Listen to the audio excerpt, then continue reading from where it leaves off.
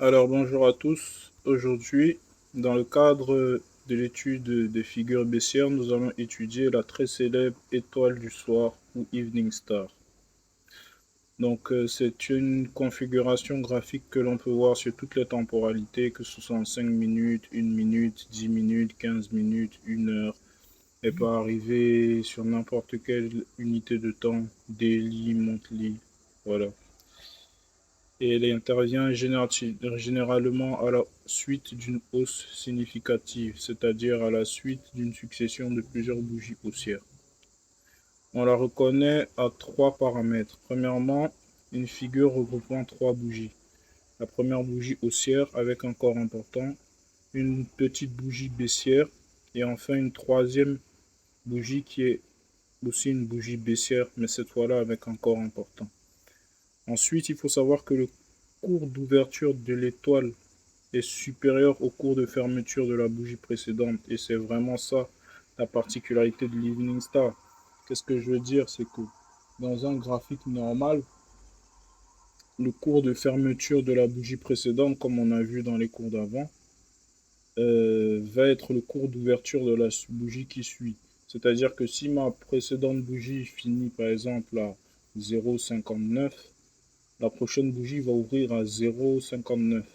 D'accord. Mais avec l'Evening Star, c'est différent. C'est pas un gap, mais par exemple, si ma bougie précédente finit à 0,59, la prochaine bougie peut ouvrir à 0,5910 par exemple. Il y a un petit espace entre les cours de fermeture de la bougie précédente et le cours d'ouverture de la bougie de l'étoile. L'étoile, c'est-à-dire, pourquoi on appelle l'étoile? Parce que cette bougie-là, elle a un petit corps et de grandes mèches. Ensuite, pour terminer, les caractéristiques de l'étoile du matin ou Evening Star, le cours d'ouverture de la grande bougie baissière doit se faire en dessous de la valeur du cours d'ouverture de la précédente bougie ou de l'étoile. Qu'est-ce que je veux dire par là? C'est que par exemple, si l'étoile, c'est-à-dire la bougie du milieu, la deuxième bougie, qui a un petit corps et de grandes mèches, si elle ferme par exemple à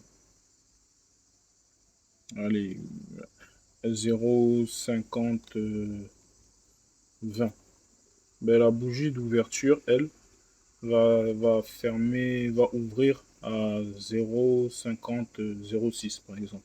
Elle va fermer en dessous du cours de fermeture. Donc je récapitule, la bougie qu'on appelle étoile va s'ouvrir un petit peu au-dessus du cours de fermeture de la précédente bougie haussière. Et la dernière bougie baissière de la configuration, hein, la dernière bougie, elle, la troisième bougie, elle va s'ouvrir en dessous du cours de fermeture de l'étoile. Donc en gros, on reconnaît une Evening Star quand vous avez trois bougies, une bougie haussière, une étoile et une bougie baissière, et que les cours d'ouverture et de fermeture des bougies sont différents par rapport aux cours d'ouverture et de fermeture de l'étoile. Donc voilà, je vous ai mis une illustration où vous pouvez clairement voir que les bougies, la bougie haussière, c'est-à-dire la bougie verte, est ferme en dessous du cours d'ouverture de la bougie de l'étoile. Et la bougie rouge, elle ouvre en dessous du cours de fermeture de l'étoile. D'accord. Donc, il faut savoir que cette configuration est d'autant plus rare que sa probabilité de réussite est importante. Donc, vous allez souvent voir sur des graphes des figures qui ressemblent à l'étoile du matin ou à l'étoile du soir. Là, on a l'étoile du soir, mais sans en être.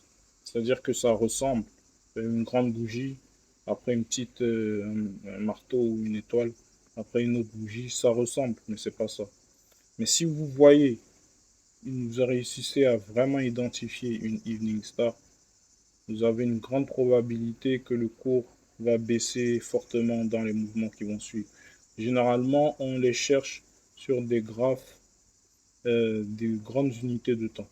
C'est-à-dire généralement en 6 mois, en monthly, en weekly, parce que ça permet généralement aux analystes financiers de prévoir des crises. Donc voilà, comme d'habitude, petit exercice, trouver 3 Evening Stars en daily. Voilà, c'est tout pour aujourd'hui. Merci beaucoup pour votre attention.